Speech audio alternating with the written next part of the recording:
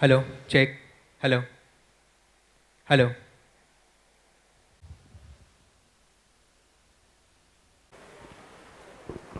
को नमस्कार। बताइए।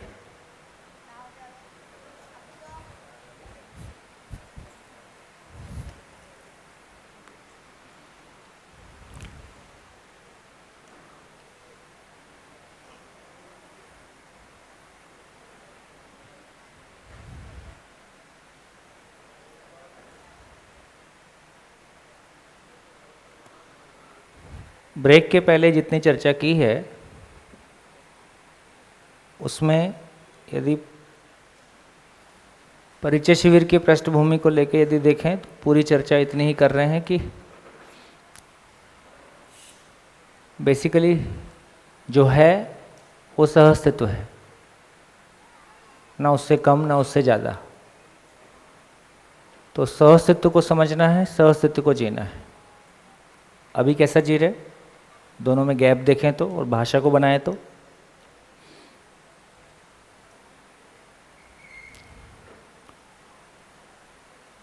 मानव होने के नाते यदि मानव का मूल रूप विचार है तो सहअस्तित्व को जीना है, सहअस्तित्व को समझना है, सहअस्तित्व को जीना है और दूसरों को भी सहअस्तित्व को समझने के अर्थ में अपने होने को प्रमाणित करना है। अभी कैसा जी रहे, उसको भाषा दें तो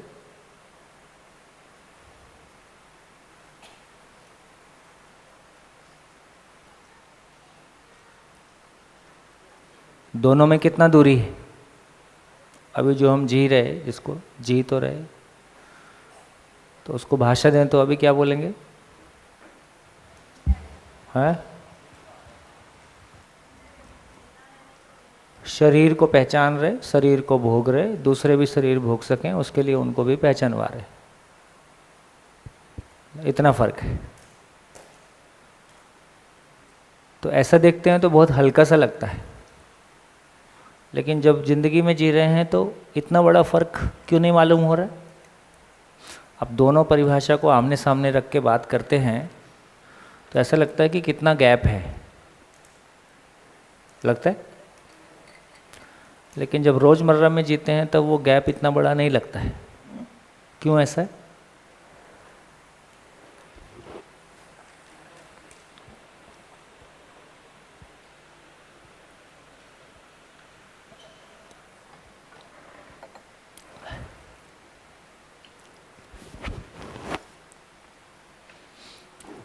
बात ठीक लग रही? दोनों स्टेटमेंट को आमने सामने रख के देखते हैं तो बड़ा गैप दिखाई देता है, लेकिन जब हम रोज़मर्रा की जीवन शैली में जी रहे हैं तब इतना बड़ा गैप नहीं लगता है। तो ऐसा क्यों? आसपास सराउंडिंग वही है बस। तो सराउंडिंग का हिप्नोटिज्म इतना है, सभी जी रहे और जिसको हम बड़ा मानते हैं वो इसमें ज़्यादा डूब के जी रहे, हम थोड़ा सा भी कम सफल हैं। तो और ज़्यादा डूबने को ओपन होना, एडवांस होना, ज़्यादा खुले मन का होना, ऐसा ऐसा बहुत सारा बोल रहे हैं। तो पूर्णता के अर्थ में अपनी यात्रा समीक्षित होती है। कोई पूर्णता का पैमाना सामने रखते हैं तो वर्तमान में हम जो जी रहे हैं उसमें जो पॉजिटिव है वो भी सामने आता है और जो उसमें अधूरापन है वो भी सामने आता है। तो सहअस्तित्व को समझते समय, समझने के क्रम में अपनी यात्रा हमारी समीक्षित होती है कि कहाँ और सोचने की आवश्यकता है। तो मूल को पकड़ने की कोशिश कर रहे हैं। पूरे अस्तित्व को देखें तो खाली स्थान में ऊर्जित इकाइयाँ हैं।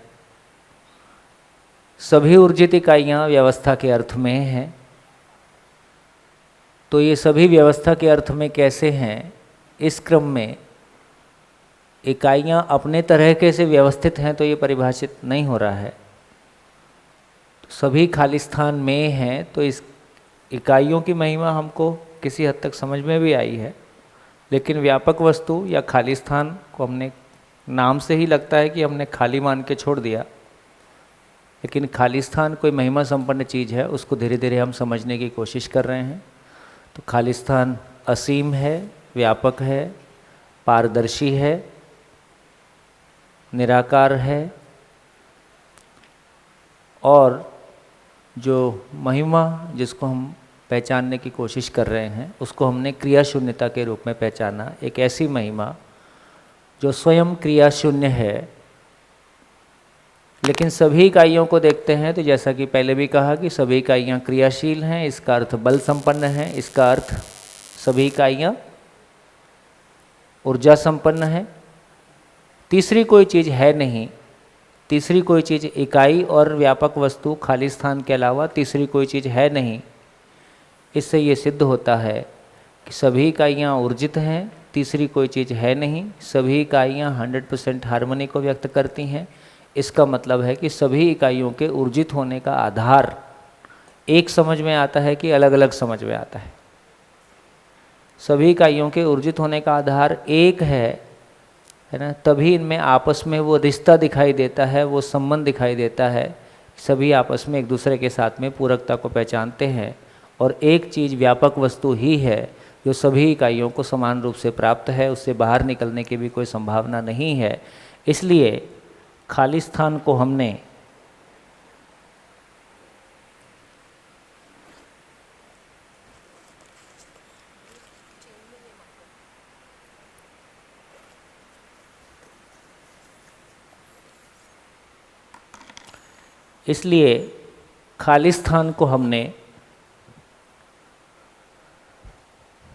खालिस्तान को हमने मूल ऊर्जा के रूप में पहचाना। मूल ऊर्जा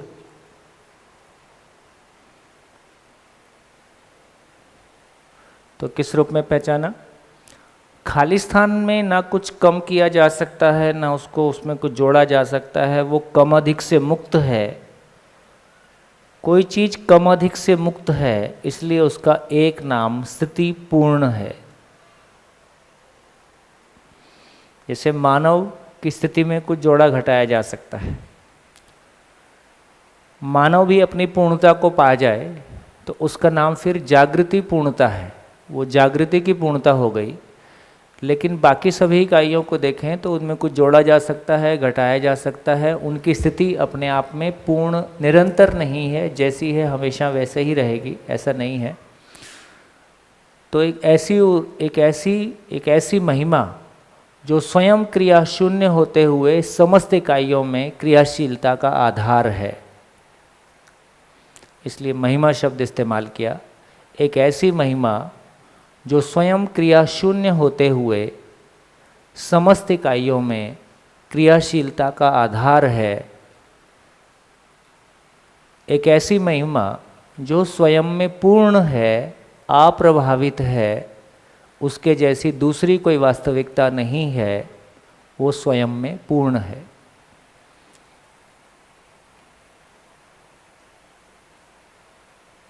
पूर्ण का क्या मतलब हुआ? पूर्ण किसको बोलते हैं? जो कम अधिक से मुक्त है, जहाँ कम की भाषा अधिक की भाषा प्रयोग ही नहीं होती है, वो पूर्ण है ना? जो कम अधिक से मुक्त है, स्थिति पूर्ण है, जैसा है। तो इस रूप में कहा कि एक ऐसी महिमा जो स्वयं क्रिया शून्य होते हुए समस्त इकाइयों में क्रियाशीलता का आधार है। तो खाली स्थान खाली नहीं है। क्या निकला? खाली स्थान को समझने गए तो क्या निकला? खाली स्थान खाली नहीं है। मेरे लिए ये पंखा मेरे लिए उधर लगा।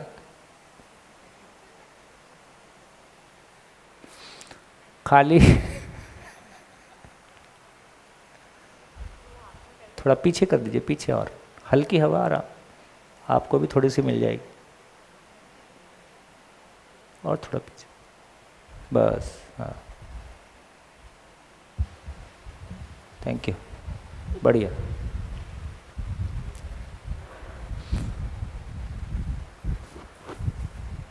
आ गया, वॉइस आ गया। और पीछे,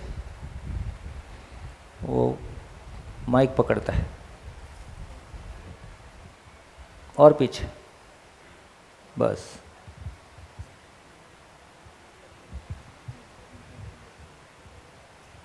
जी, बढ़िया। हाँ जी, तो जो महिमा संपन्न बात है वो पता चली। और पीछे आवाज़ पकड़ रहा है। हाँ, स्लो हो सकता है तो स्लो कर दो, हो सकता है। चलेगा। नहीं नहीं, अब ठीक है, अब ठीक है।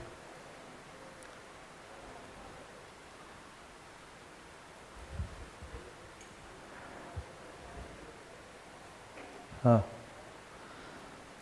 तो देखिए ये अद्भुत बात है। हालांकि हमारी जो जिंदा रहने के धरातल की कंडीशनिंग है उसके हिसाब से ऊर्जा मतलब गति, हमारी जिंदा रहने के धरातल पर जो कंडीशनिंग है उसमें ये बहुत स्थिर है कि ऊर्जा मतलब गति। इसलिए उन्हीं शब्दों से, जिन शब्दों को अभी तक हम जिंदा रहने के धरातल पे प्रयोग कर रहे थे, उन्हीं से जब हम उस वास्तविकता को बोलने जा रहे हैं जो उससे बिल्कुल भिन्न है, वो हमारी कंडीशनिंग में फिट नहीं होता है। लेकिन सत्य को मेरे अनुसार होना है या मुझको सत्य के अनुसार होना है?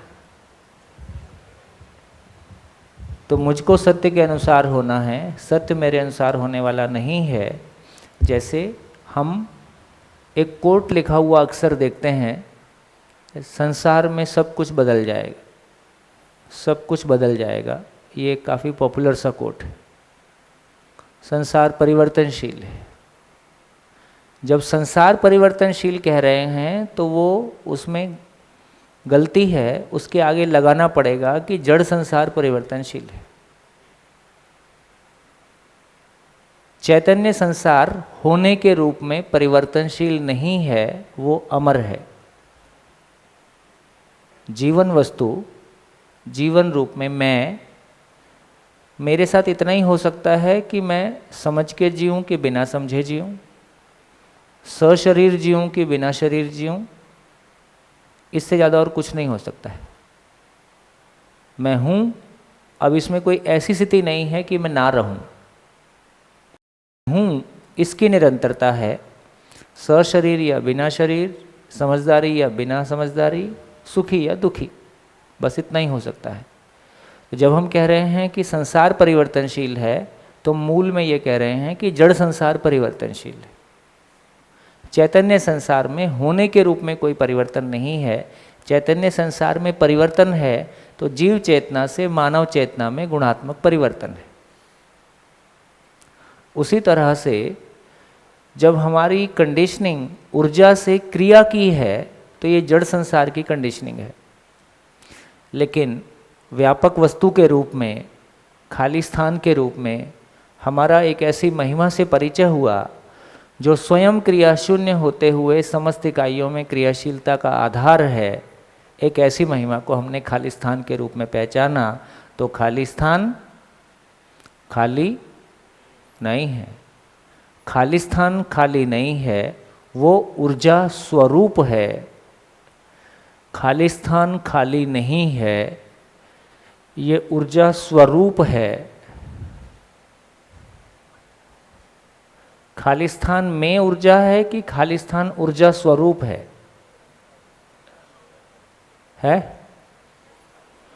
खालिस्तान में ऊर्जा है ऐसा नहीं बोल रहे। खालिस्तान स्वयं ऊर्जा स्वरूप है ना। खालिस्तान स्वयं ऊर्जा उपस्व, ये ऊर्जा सभी को हमेशा हमेशा समान रूप से प्राप्त है, इसलिए एक नाम साम्य ऊर्जा। इस ऊर्जा के लिए दूसरा कोई कारण नहीं है, इसलिए एक नाम निरपेक्ष ऊर्जा। तो ये सब पर्यायवाची शब्द हैं। मूल ऊर्जा, ऊर्जा स्वरूप, साम्य ऊर्जा, निरपेक्ष ऊर्जा, ये सभी पर्यायवाची शब्द हैं। अलग अलग एंगल से उसको देखने की कोशिश की है। जैसे जब हम थर्मल पावर की बात करते हैं तो उसके मूल में कोयला और पानी है। जब हम हाइडल पावर की बात कर रहे हैं तो उसके मूल में पानी है। जब हम एटॉमिक पावर की बात कर रहे हैं तो वो एटम के कारण है। लेकिन जब हम निरपेक्ष ऊर्जा की बात कर रहे हैं तो ये किसी के कारण, ये किसी के कारण है, इसका कोई दूसरा कारण है, तो ये किसी दूसरी चीज़ के कारण नहीं है। इसलिए इसको कहा कि ये निरपेक्ष है ना, इसलिए इसको निरपेक्ष ऊर्जा कहा। हमेशा हमेशा सभी इकाइयों को समान रूप से प्राप्त है, इसलिए साम्य ऊर्जा भी कहा। तो इसको खाली स्थान खाली नहीं है, ये ऊर्जा स्वरूप है, ऐसा इसको पहचाना। तो धीरे धीरे जो जड़ संसार के रूप में हमारी कंडीशनिंग है उससे भिन्न वास्तविकताएं हमारे सामने आ रही हैं। तो जड़ संसार परिवर्तनशील है, चैतन्य संसार अमर है और व्यापक संसार नित्य है। तो 3 शब्द इंट्रोड्यूस किया, परिवर्तनशील, निरंतर और नित्य। जड़ संसार परिवर्तनशील है, चैतन्य संसार निरंतर है और व्यापक वस्तु नित्य है।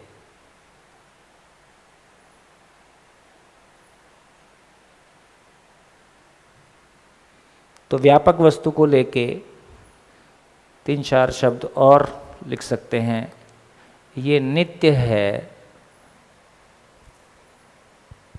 सत्य है, शुद्ध है, बुद्ध है। नित्य मतलब, नित्य मतलब है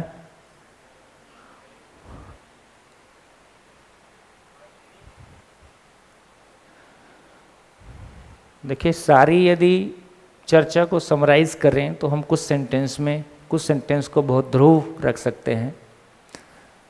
एक तो कहा कि अस्तित्व सह अस्तित्व है।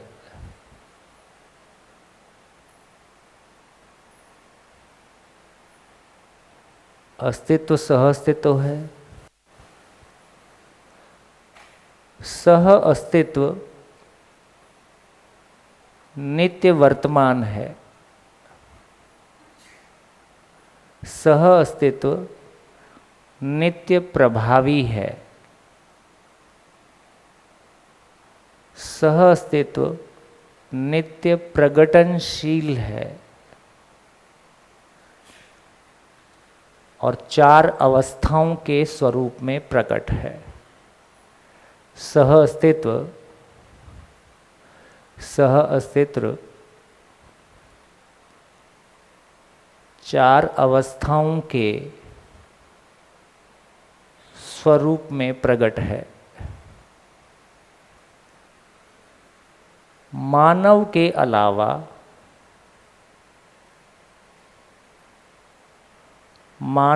अलावा सभी इकाइयां अपनी पूर्णता को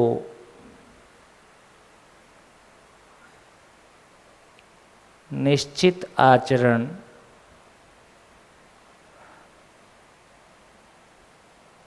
के स्वरूप में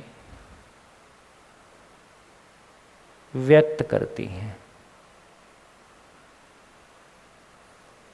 मानव में निश्चित आचरण की प्यास है। किसी किसी में है, सभी में है। मानव में निश्चित आचरण की प्यास है।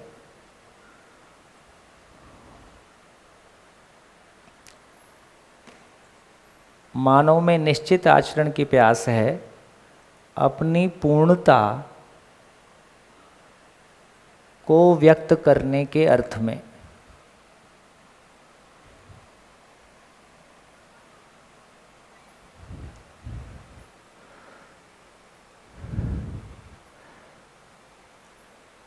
यही शिक्षा का काम है।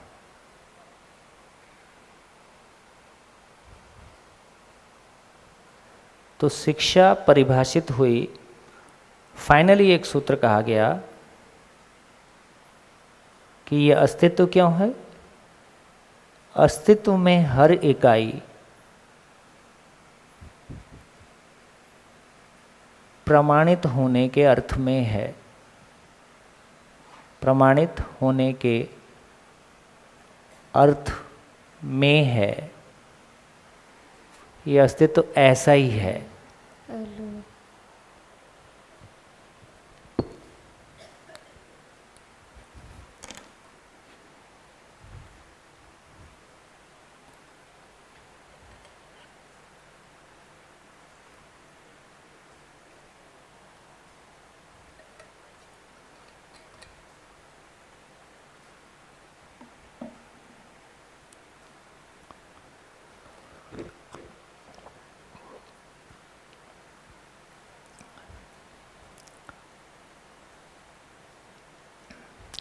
इनको पढ़ के समझने की कोशिश करें। और कौन समझाएगा? माइक लेके कोई एक जन समझाए।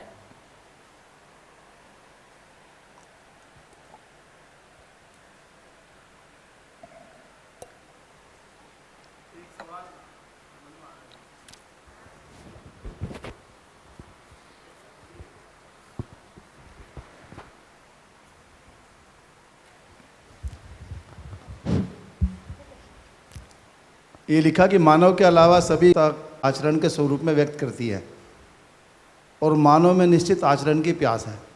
अब सवाल ये है कि जो ज्ञान अवस्था है, जो ज्ञान अवस्था है, इसमें जो है ना, ये सेंटेंस पहले लगा लीजिए, इसको ऐसे कर लीजिए, ऐसा।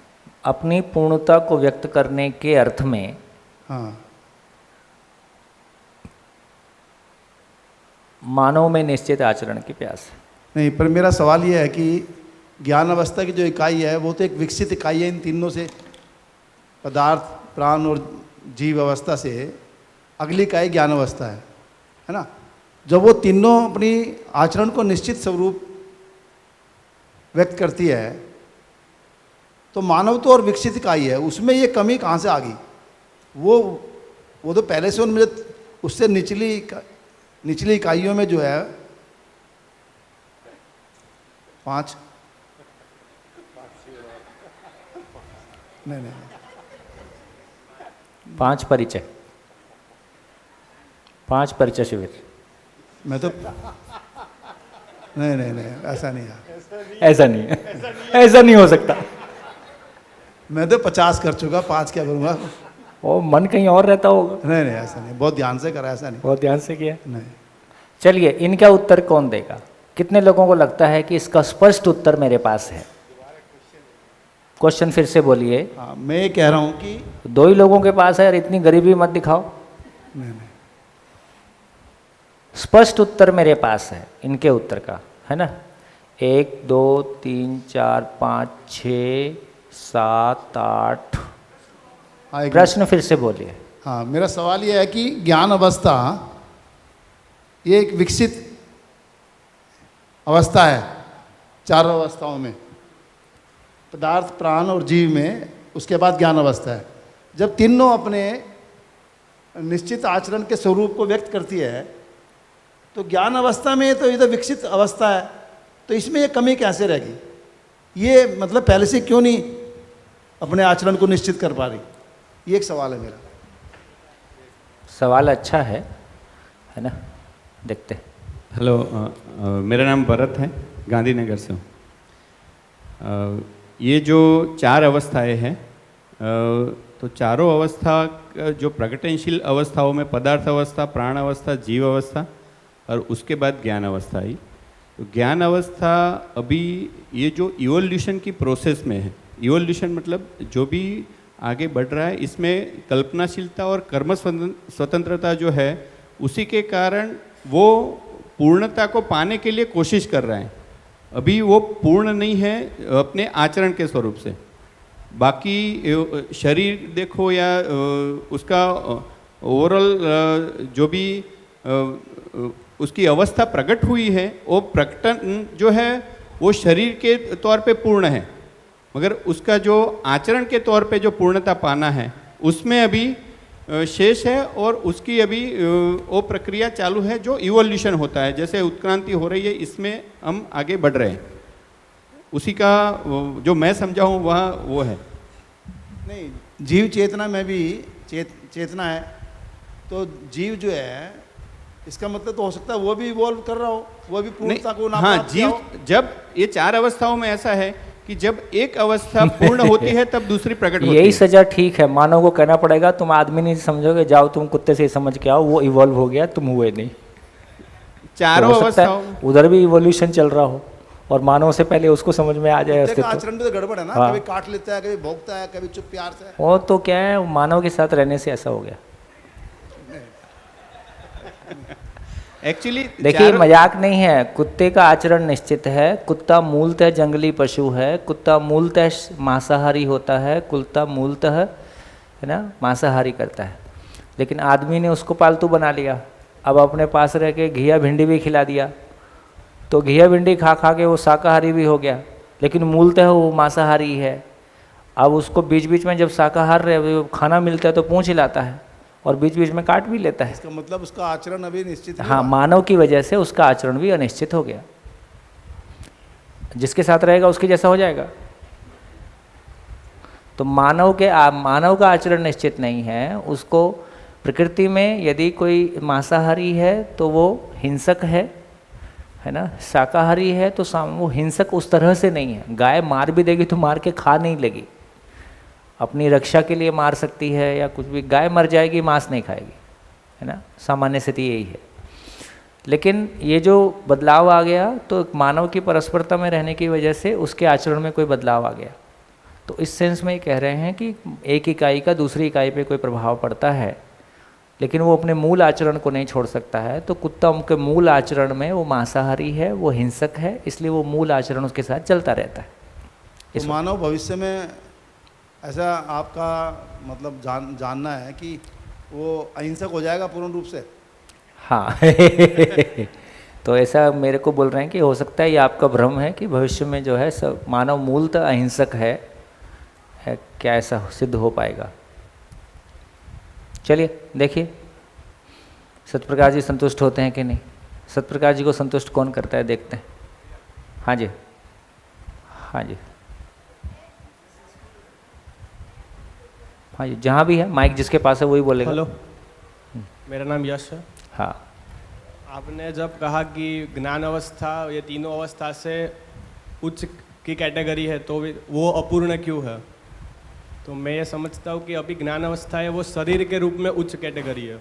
शरीर जीव अवस्था से अपने ज्ञान अवस्था में ब्रेन ऐसा विकसित हो चुका है कि अब जीवन में कल्पनाशीलता कर्म स्वतंत्रता रहता ही है, पर जीवावस्था में व्यक्त नहीं हो पाता। जीवावस्था का तृप्ति बिंदु ही यही है कि वो उसको जिंदा रहने को मिल जाएगा, खाना पीना मिल जाएगा, तो वो वहीं तक तृप्त है, तो उसको आगे उसकी ज़रूरत ही नहीं है।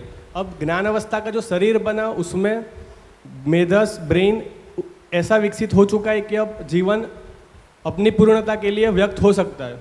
इसलिए वो कर्म स्वतंत्रता और कल्पनाशीलता को अपनी मर्जी से वो उसके ऊपर काम करके अपने पूर्णता के लिए, सुखी होने के लिए समझने की क्रिया में आगे बढ़ सकता है। इसलिए आप बोल रहे हैं वो शरीर के रूप में उच्च कैटेगरी में आ गया है, पर अभी जीव अवस्था में उसकी ज़रूरत नहीं थी, इसलिए तब वो व्यक्त नहीं हो रहा था। तब वो खा पी के आहार निद्रा भय मैथुन में तृप्त था। अब जीव शरीर में शरीर उच्च कैटेगरी में हुआ है, अभी समझना बाकी है। मैं ऐसा समझाऊँ। Thank you. बताइए, कुछ गैप है तो बताइए और कोशिश करें। हाँ जी, मैं समीर पंड्या हूँ, मैं बड़ौदा से हूँ। दोनों भाइयों ने ऐड कर दिया है कि कल्पनाशीलता, कर्म स्वतंत्रता और मेधस के उपरांत जीवावस्था में जो इवेल्युएशन हो रहा है वो संस्कारानुसंगी है, और मानव जो है वो संस्कारानुसंगी है, जबकि आगे की अवस्थाओं में वंशानुसंगी पद्धति से इवोल्यूशन हो रहा है। जैसे प्राणी है उसको भूख लगेगी और उसके सामने उसका उचित खाना रख दिया जाएगा तो वो खाना खाएगा ही, पर मानवी भूख लगी है उसके सामने खाना रख दोगे फिर भी अपनी कल्पनाशीलता और कर्म स्वतंत्रता से ये बोलेगा कि मेरा आज उपवास है, मैं खाना नहीं खाऊंगा। प्राणी है जो थक जाएगा, उससे और काम करवाने की कोशिश करोगे तो वो नहीं करेगा, सो जाएगा। जबकि आदमी है पूरा दिन काम करेगा फिर भी बोलेगा नहीं अभी नवरात्रि का डांडिया खेलने का है तो रात को मैं जाऊंगा, तो और काम करेगा वो, राइट। मतलब अपनी कल्पनाशीलता का उपयोग करके मनोरंजन पाने की कोशिश वो करेगा, उसी का उपयोग है। प्राणी है भयभीत हो जाएगा तो भागने की कोशिश करेगा या आक्रमण की कोशिश करेगा। जबकि आदमी जो है जीव चेतना में वो अपनी कल्पनाशीलता का उपयोग करके उसमें से भी मनोरंजन की कोशिश करके, जो आपने बोला था बंजी जंपिंग वाला जो बात है, वो उसमें से भी वो खोज निकालने की कोशिश करेगा। तो उसकी वजह से ये जो प्यास है निश्चित आचरण की, मतलब भयभीत है तो ऐसे वर्तन करना, भूख लगी है तो ऐसे वर्तन करना, वो प्यास अभी बनी हुई है, वैसा मेरा कहना है। धन्यवाद जी। और हेलो। हाँ, देखिए इतने बड़े समूह की परस्परता का एक ये भी लाभ है कि हम में से जिन लोगों को लगता है कि कोई बात समझ में आई है, उनके व्यक्त होने के लिए ये अवसर हैं, ताकि वो भी अपने आप को जांच सकें और सभा भी एक दूसरे के प्रति भरोसा कर सके और हम साथ मिलकर आगे बढ़ रहे हैं उसमें एक सभा एक भरोसे को पा सके। बोलिए। यदि हम पूरे अस्तित्व को देखें तो उसमें इकाइयाँ है और दूसरा है जो अरूपात्मक वस्तु है, खालिस्तान है। सभी इकाइयाँ खालिस्तान के अंदर है और खालिस्तान अपने आप में क्रिया शून्य है, अप्रभावित है और पूर्ण है और अपने आप में ऊर्जा स्वरूप है। तो उसके अंदर ही सभी इकाइयाँ है तो वो भी पूर्णता की ओर उसके प्रभाव से गति कर रही है। इसलिए यदि हम पृथ्वी पर देखें तो पूरी जो जड़ अवस्था है वो भी विकसित हो चुकी है। बाद में आगे हम देखें तो जीवावस्था है वो भी प्राणावस्था है वो भी विकसित हो चुकी है, उसकी आचरण पूर्णता आ गई है। बाद में कुछ कोशिकाओं के निर्माण दबाव और प्रभाव से और कुछ तापमान से कुछ कोशिकाएं बनी जिसके ज़रिए जीवावस्था आई और जो जीवावस्था है वो भी अपने आचरण पूर्ण हो गई, क्योंकि उसमें इतना विकसित मेघस नहीं है कि वो कल्पनाशीलता और कर्म स्वतंत्रता को जीवन एक्सप्रेस कर पाए। उसके बाद में इवॉल्व होता होता हुआ मानव का शरीर आया, तो मानव का शरीर में इतना ब्रेन और मेधस इतना विकसित हो गया है कि जीवन अब अपनी कल्पनाशीलता और कर्म स्वतंत्रता को यूज़ करके आगे समझ सकता है और पूर्णता की ओर गति कर सकता है। इसीलिए और दूसरी बात मैं ये भी जोड़ना चाहता हूँ, आपने जो हिंसक बोला कि आदमी हिंसक भी हो सकता है, तो मतलब मांसाहार भी कर सकता है आगे जाके। तो इसमें मेरा ऐसा लॉजिक है कि यदि हम मानव की बनावट को देखें साइंटिफिक तरीके से, तो जो हमारे दांत है, हमारे आंतें हैं, वो शाकाहारी जीवों से मिलते हैं। ठीक है, उसको आगे देखते हैं। हाँ जी। नमस्ते, वंदन ठक्कर अहमदाबाद से, व्यवसायी शिक्षक। और बाकी हम वैसे भी ऑब्जर्वेशन करके भी देख सकते हैं कि बाकी तीनों अवस्था अपने आचरण से पूर्ण है, लेकिन मानव जो है वो जीवन और शरीर वो दोनों मिलके मानव है। तो अभी तक मानव, क्योंकि समझना जीवन में होता है, तो मानव ने अभी अपने जीवन होने को समझा ही नहीं है, इसलिए शायद उसमें वो आचरण परिपूर्णता नहीं है, ऐसा मेरा मानना है। हाँ जी। हाँ। अभी मेरे ख्याल से उसका उत्तर इस वाले बोर्ड पे लास्ट में लिखा हुआ है कि यही शिक्षा का काम है। जैसे हम प्राण अवस्था को देखते हैं तो उसमें प्राकृतिक रूप से पूर्णता आई है, बीज विधि से प्राण में प्राकृतिक रूप से वो व्यवस्था है कि वो पूर्ण है। जीव अवस्था में देखते हैं तो वंश विधि से वो पूर्ण है। और मानव की जब बात करते हैं तो मानव में पूर्णता शिक्षा और परंपरा से आती है। जो परंपरा में होती है वैसा हमारा आचरण होता है। जैसे कि अभी पैसा कमाने को हमको कोई सिखाता नहीं है, लेकिन एक छोटा सा ही बच्चा ये समझता है, तो उसको चॉकलेट या पैसे में से कोई एक चीज़ देते हैं तो वो चॉकलेट की जगह पे पैसा पहले पकड़ने के लिए प्रेफरेंस देता है। तो ये परंपरा से आया हो। परंपरा कैसे आता है? शिक्षा से आता है। तो जब भी मानव को पूर्णता की स्थिति को हासिल करना होगा तो वह हमेशा परंपरा और शिक्षा विधि से आएगा। और शिक्षा जब सब जगह फैल जाएगी, सबके पास पहुंच जाएगी, तो वो परंपरा में आ जाएगा, उसके जीवन में आ जाएगा। तो ऐसे मानव जो है पूर्णता को उपलब्ध हो जाएगा। और वही लिखा हुआ है कि शिक्षा का जो काम है, अभी जो काम बचा हुआ है वो सारे काम में सबसे आखिरी काम यही है शिक्षा का। तो शिक्षा से परंपरा में वो चीज़ आएगी और परंपरा से फिर पूर्णता हर बच्चे को, हर मानव को उपलब्ध होगी। हाँ भैया। मैं सिमिलर ही आंसर है, पर मैं थोड़ा दूसरे तरीके से समझाना चाहूँगा सत्य प्रकाश जी को कि ये चारों जो अवस्थाएं हैं ये अलग अलग रूप से प्रकटित है ये पूरे अस्तित्व में। पदार्थ अवस्था जो है वो उसका होना, उसके जैसे दूसरे पदार्थों को पहचानना और अस्तित्व में निर्वाह करना, इस रूप से प्रकटित है। मतलब सोना सोने को पहचानेगा, लोहा लोहे को ही पहचानेगा। सोना और लोहा नहीं मिल सकते, पर लोहा लोहा मिल सकता है। तो अपने जैसे पदार्थों को पहचान के वो निर्वाह करते रहेगा अस्तित्व में। झाड़ पेड़ पौधे जो है उसमें भी होना, पहचानना, निर्वाह करना, और एक चीज़ है उसमें कि उसमें वृद्धि भी होते रहती, कि वो बढ़ते रहता झाड़। जैसा नींबू का झाड़ लगाया, उससे जो बीज निकलेगा उससे एप्पल ही, नींबू ही निकलेगा, एप्पल नहीं निकलेगा। कभी उसके दिमाग में आता नहीं कि मैं अभी एप्पल बन के देख लेता हूँ, बहुत हो गया नींबू बन के जीना। तो वो होना, अपने जैसे स्पीसीज को पहचानना, उसमें वृद्धि होना और निर्वाह करना, इस तरीके से चलती है पेड़ पौधों की अवस्था। जीव की अवस्था होना, अपने जैसे जीव को पहचानना, निर्वाह करना, वृद्धि भी होते रहती है उसमें। उसके अलावा उसके लिए एक आशा रहती है जीवन की कि उसको कोई मारने आया तो फाइट और फ्लाइट, या फिर वो डिफेंड करेगा, अपने आप को बचाएगा, ज़िंदगी जीने की आशा रहती है। और मानव नाम की जो अवस्था है उसमें होना, मानव को पहचानना, उसके वृद्धि पोषण से बढ़ते रहना, निर्वाह करना, और उसके अलावा एक कल्पनाशीलता भी जुड़ जाता है। वो कल्पनाशीलता की वजह से वो अलग अलग प्रयोग करता है, गलती करने का अधिकार के साथ इस अस्तित्व में रहता है, और वो गलती को ठीक करने के लिए भी वो प्रयोग करते रहता है। वो प्रयोगों की वजह से शायद उसके आचरण में निश्चितता नहीं है, और बाकी जो तीनों अवस्थाएं हैं उनके आचरण में निश्चितता है। मानव का ब्रेन सबसे ज़्यादा विकसित हो गया है, वो सबसे ज़्यादा विकसित होने की वजह से ही उसको कल्पनाशीलता और कर्म स्वतंत्रता, ये दोनों वरदान मिले, और उसका उपयोग या दुरुपयोग उसके हाथ से हो रहा है, और उसमें वो समझने के चक्कर में वो प्रयोगशील बनते हुए निश्चित आचरण में नहीं है, ऐसा मुझे लगता है। नमस्कार, मेरा नाम दर्शना है, मैं सूरत से हूँ। रिपीटिशन नहीं हो, नहीं। कुछ नया हो तो बोलिए। जैसे कि सही का प्रस्ताव नहीं होता है और शिक्षा की कमी है, और दूसरा परिवार में या समाज में ऐसा जीता हुआ मॉडल अपने पास में नहीं मिलता है, उसकी वजह से मानव का आचरण इस तरह से होने की संभावना है। जी भैया। हाँ लास्ट में। हाँ। मेरा नाम बॉनी है, महसाना से। मैं मतलब सारे जवाब जो है उसका कंक्लूजन सार के रूप में मैं बोल देता हूँ, क्योंकि आई थिंक बहुत सारे जवाब तो आ ही गए थे, लेकिन थोड़ा उसको कंक्लूड कर लेता हूँ। हम जब उसमें दो बातें थी सत्य प्रकाश भारत जी ने बताई, उसमें एक तो श्रेष्ठता की बात की है कि मानव श्रेष्ठ इकाई है, इसकी बात है, और वो अपूर्ण क्यों है, मतलब अभी उसका आचरण निश्चित क्यों नहीं है। तो ये दोनों भिन्न बात है। हम जब श्रेष्ठता की बात करें तो ऐसा नहीं है कि ये कम श्रेष्ठ है और ऐसा है।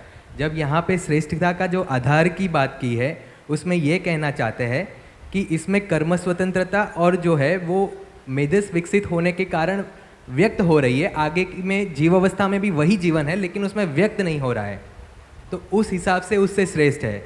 दूसरी की सबकी उपयोगिता है ही, मतलब कोई ये नहीं उपयोगी है और वो कम श्रेष्ठ, ऐसा नहीं है। बस यहाँ पे श्रेष्ठता की बात उस हिसाब से है। दूसरी बात जो बताई कि वो क्यों नहीं है, तो आगे भी जवाब दिया भैया ने, क्योंकि पदार्थ में और प्राण अवस्था में दोनों में पहचानना और निर्वाह करने की क्रिया है। जब हम जीव अवस्था की बात करें तो उसमें पहचानना निर्वाह तो है ही, क्योंकि शरीर भी पदार्थ से बना हुआ है, प्राण कोशा से बना हुआ है। पर उसमें जब जीवन आता है तो उसमें जीने की आशा आ जाती है, वहाँ तक वो सब तृप्त है। पर जब मेधस विकसित होने के कारण इसमें कर्म स्वतंत्रता और कल्पनाशीलता व्यक्त हो रही है, तो फिर उसमें जीने की आशा तो है ही, उसमें पहचानना भी है, निर्वाह होना भी है, लेकिन जानना नामनी क्रिया हो रही है अब मेधस विकसित होने के कारण। अभी जानने की जो बात है, अभी मैं अपने आप को खुद को ही जाना नहीं है, खुद को ही शरीर मान के जी रहा हूँ, मतलब कि मैं जीव अवस्था के जैसा ही जी रहा हूँ। शरीर मेरे को ज्ञान अवस्था का मिला है, लेकिन मेरा जीना जो है, मतलब जिंदा रहना जो है, वो अभी जीव अवस्था के जैसा ही है। अभी मैंने खुद को ही नहीं जाना है कि मैं एक जीवन के रूप में अलग इकाई हूँ। ये अस्तित्व क्या है, कैसे है, उसमें क्या नियम है, वो नियम के साथ कैसे जी रहा हूँ, वो जानना नहीं है। तो अभी मेरी जानना वाला जो कंपोनेंट जो है, जो पूर्णता को व्यक्त करेगा, वो अभी मेरे मतलब एड्रेस ही नहीं हुआ है। इसलिए मैं मतलब आचरण निश्चित नहीं हुआ। जी, रुकते हैं। अच्छा, मैं भी बोलिए बोलिए कुछ बोलिए। बोल दूं। जो अभी हम ये पूरी चर्चा कर रहे हैं, तो इसके पहले भी कभी संसार में ये चर्चा हुई है क्या? तभी से मैं सोच रहा था कि ऐसा कभी हुआ है क्या, ये थोड़ा सा। दूसरा ये कि ये शिक्षा लिखा है कि, या हम जो चर्चा कर रहे हैं कि शिक्षा के द्वारा ही ये संभव है। तो जब मानव विकसित हुआ होगा तो शिक्षा तुरंत नहीं आई होगी, बहुत बाद में शिक्षा आई होगी। तो ये शिक्षा के पहले जो मानव रहा उसमें भी ये बातें शायद थी कि नहीं थी। तो ये दूसरा। और तीसरी बात कि जब इतनी सुंदर जहाज़ है, और तो कोई भी व्यक्ति यात्रा जब करता है तो अपने साथ डिस्टर्बिंग एलिमेंट को नहीं लेकर के चलता, वो चाहता है कि मैं खुशी खुशी चलूं। तो इतनी सुंदर जो जहाज़ चल रही है, तो जो महिमा कह लीजिए चाहे जो भी कह लीजिए, तो बार बार ये हो रहा है कि आखिर इस चीज़ को क्यों बैठा लिया गया उस जहाज़ पर कि जो इतनी भी व्यवस्था कर ले कि मैंने इस जो इतनी सारी इकाइयां हैं उस इकाई को भी वो और मैंने समाप्त करने की क्षमता विकसित कर ले। जैसे इस अर्थ में मैं बोलूं कि मैंने अगर ये चाहे तो एक पृथ्वी नहीं कई पृथ्वी को भी ये आज की डेट में और समाप्त कर सकता है। और ऐसी ही अगर गति वो बढ़ती रही तो शायद बहुत सारी इकाइयों को भी ये मैंने ख़त्म कर देगा। तो ये क्यों मैंने उस पर बैठा लिया गया? तो ये तीसरा कुल मिलाकर के क्वेश्चन ये है। तो कुछ थोड़ा अलग अलग है। आपके चाहने वाले भी हैं, आप अकेले नहीं। भैया मैं थोड़ा एक चीज़ रह गया था उसमें जोड़ना, वो जोड़ना चाहता हूँ। हाय उसमें बात जो की थी, जो विकसित इकाई की बात की है, तो अभी गठन पूर्णता हो गई है, मतलब अपना जो जीवन का गठन पूर्ण हो गया है, इसलिए दूसरों से विकसित है ऐसा हम बोलते हैं। अभी इसमें क्रिया पूर्णता और आचरण पूर्णता शेष है, इसलिए अपना आचरण निश्चित नहीं हुआ है। हाँ जी सत्यप्रकाश जी, ये सारी बात सुन के आपको कैसा लग रहा है? पहले को तो कुछ हुआ नहीं, एक और उठ गया, देखो उतनी तो आपके पास है ही है। हाँ जी, सवाल ये उठा कि विकसित इकाई, विकास कर्म में विकसित इकाई है, मान लो ये जड़ पदार्थ प्राण और जीव और ज्ञान। हाँ जी, सवाल सब सुन लो, उत्तर आपको ही देना है। इसको जो भी कह रहे हैं कि अस्तित्व में एक व्यवस्था है कि इसको कल्पनाशीलता और कर्म स्वतंत्रता। एक मिनट फिर से बोलिए, रिपीट, खड़े होके बोल दें तो अच्छा। मेरे मन में एक सवाल ये उठा कि जो ये विकसित इकाई है ज्ञान अवस्था, ये इसको दो जो शक्तियाँ कह रहे हैं आप सब या समझे हम भी कि कल्पनाशीलता और कर्म स्वतंत्रता दी है, ये शक्तियाँ इस अस्तित्व में क्या सबका विनाश करने के लिए दी थी या सबका पूरक बनने के लिए दी थी? अगर वास्तव में विकसित है और आगे की कड़ी है तो ये सबके पूरक बनने के लिए होनी चाहिए थी, पर ये मानव तो सबका विनाश करने में लग गया, तो ये उल्टा कैसे चल पड़ा चक्र? अब उस उल्टे को सोम भाई बिल्कुल सीधा करना चाह रहे हैं। अब तो ये हो पाएगा? नहीं, वो नागराज जी ने जिम्मेदारी ली है। नहीं, मैं तो एक सवाल वो नहीं, मैं हम सभी जो सोच रहे हैं ठीक है, पर ये सवाल मेरे मन में कई बार उठता है कि भाई ये क्या हो पाएगा क्या इस तरह से सीधा? क्योंकि कर्म स्वतंत्रता और कल्पनाशीलता जो दो शक्ति तो पहचान रहा हूँ मैं, पर ये आज विनाश करने में लग रही है। इसने भोजन, हवा, पानी, आदमी का आदमी से संबंध, आज आदमी का प्रकृति से संबंध, वो आप सब देख ही रहे हो। ये किस लिए, इसको क्या कहेंगे हम? ये ज्ञान अवस्था है या कुछ और व्यवस्था है? ये मेरे मन में एक सवाल ऐसे ही कुछ उठते रहते हैं। हाँ जी, वो बहन को सुन लेते। हाँ जी नमस्ते, नमस्ते। मैं राजकोट से, ख्याति हाँ। मेरा नाम।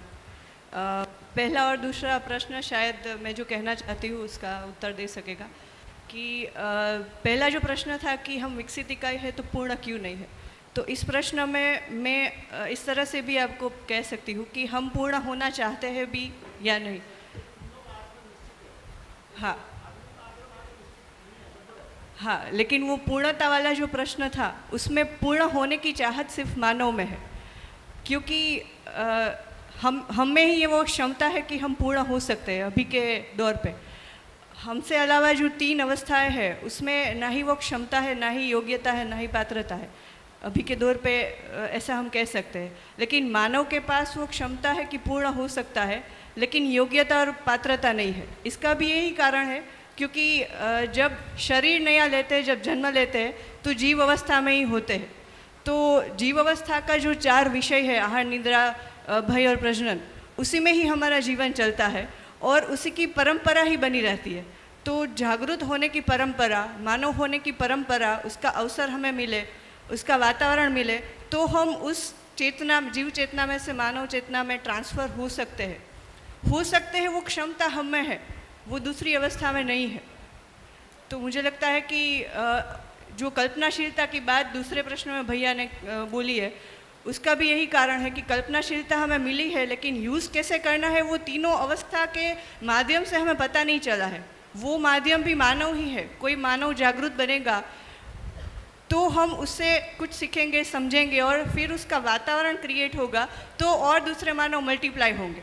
जब तक नहीं होंगे तब तक भ्रमित की परंपरा ही चालू रहेगी। जी हाँ जी, 1 मिनट, माइक उनके पास। हेलो, मैं बोलूँ इधर? मेरा नाम विनू भाई है, सूरत से। सत्यप्रकाश जी का जो प्रश्न है उसको समझाने की कोशिश कर रहा हूँ। थोड़ा माइक ऐसे। जैसे अपने को समझना, तो मेरे हिसाब से विकास क्रम और जागृति क्रम। तो अस्तित्व में जैसे विकास एक साइड समझे तो भौतिक क्रिया से एक गठनपूर्ण परमाणु जीवन का बनना हुआ, तो उसमें अणुबंधन और भार बंधन से मुक्त होके आशा बंधन, इच्छा बंधन और विचार बंधन युक्त हुआ। तो अस्तित्व सहज जैसे विकास क्रम हुआ, उसमें प्राण सूत्रों से लेके प्राण कोशिका, रचना तत्व, पुष्टि तत्व से लेके प्राण अवस्था, फिर आई जीव अवस्था।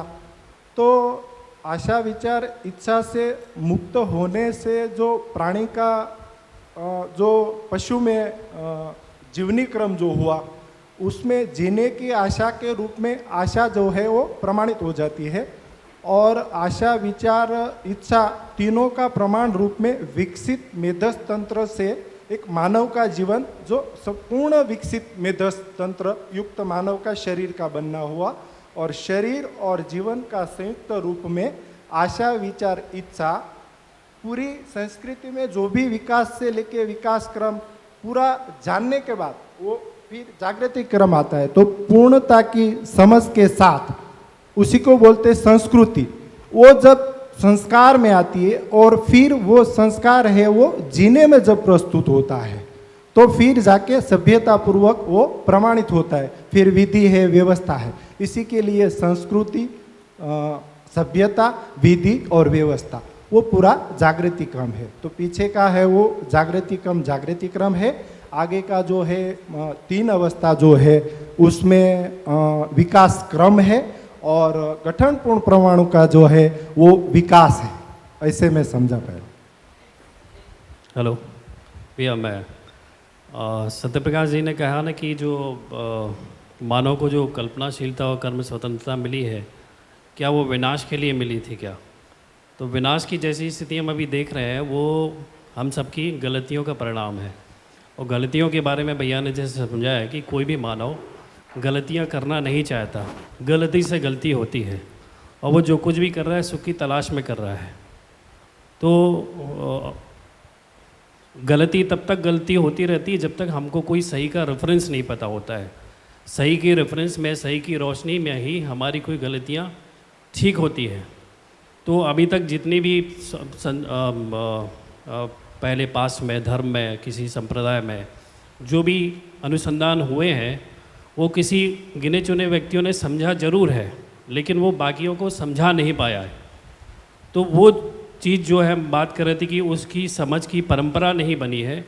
आम आदमी, किसी एक व्यक्ति ने समझा, वो दूसरों को समझा नहीं पाया है।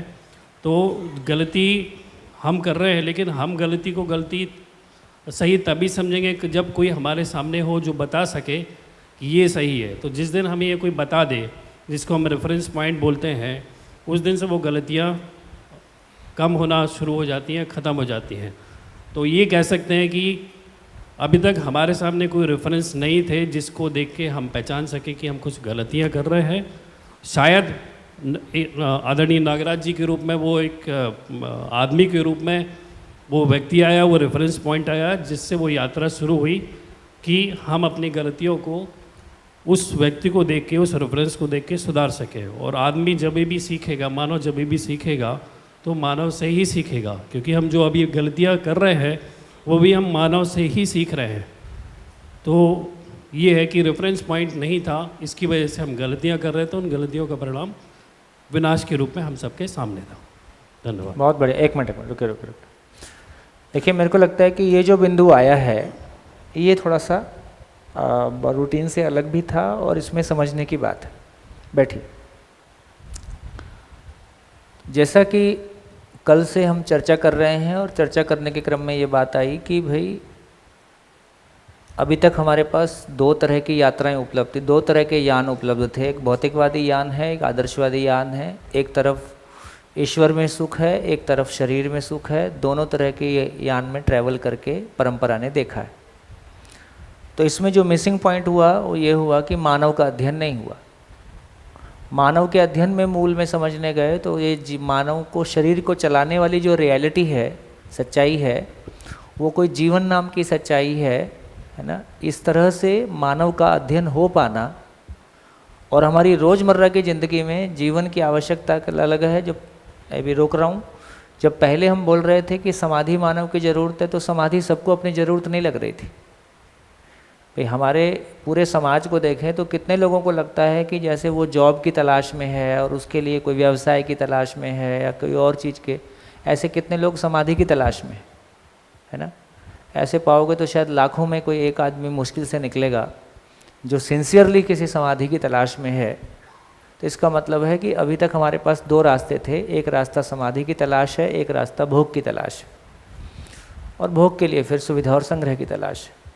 तो यदि सही अर्थों में देखें तो समाधि की तलाश में आदमी निकला तो अभी संसार से संसार छूट ही गया, और समाधि पे पहुंचने के बाद वो इतनी दूर निकल गया कि समाधि से दूसरे को समाधि दिया जा सके, ये संभव नहीं है। आदरणीय नागराज जी खुद भी बोलते थे कि मैं एक समाधि प्राप्त व्यक्ति हूँ, मेरे मार्गदर्शन में भी कोई समाधि के लिए प्रयास करेगा तो मैं ये नहीं कह सकता कि वो कर पाएगा कि नहीं कर पाएगा या कितने साल में करेगा, ये कहने की मेरी स्थिति नहीं है।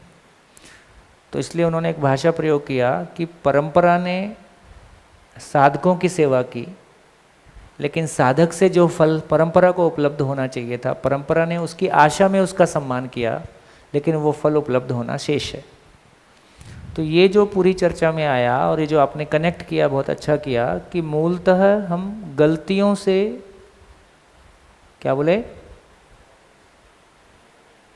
हम गलतियों से नहीं सीखते, हम गलतियों से नहीं सीखते। पूर्णता का रेफरेंस होता है तो उस क्रम में कोई चीज़ हम पा लेते हैं। यदि भौतिक रासायनिक संसार में भी देखें तो हम गलतियों से नहीं सीख रहे हैं। किसी व्यक्ति ने अपने में कोशिश करके किसी चीज़ को पा लिया, फिर उसको देख के फिर बहुत सारे लोग उस रास्ते पे चलने लगते हैं। भौतिक स्थितियों में भी किसी ने, कुछ लोगों ने मेहनत की है। उसी तरह से जब हम मानव की बात करेंगे तो मानव में भी हम ये देख रहे हैं कि हर परिवार में आपस में लोगों में झगड़ा होता है, लेकिन इतने सालों में उस झगड़े को देख के और हम झगड़े से मुक्त हो गए ऐसा नहीं हुआ, बल्कि धीरे से ये आ गया कि आदमी के साथ जिया ही नहीं जा सकता है ना। हजारों साल से हम इस धरती पे हैं, हजारों साल से मानव आपस में जो भी झगड़े करते रहा है, परिवार के अंदर झगड़ा होता रहा है, दो देशों में होता रहा है ना। वो झगड़े बंद हो गए ऐसा नहीं हुआ। हाँ, मानव में झगड़े ना हो इसकी कामना बढ़ी है, क्योंकि मानव ने उन झगड़ों का परिणाम देखा है।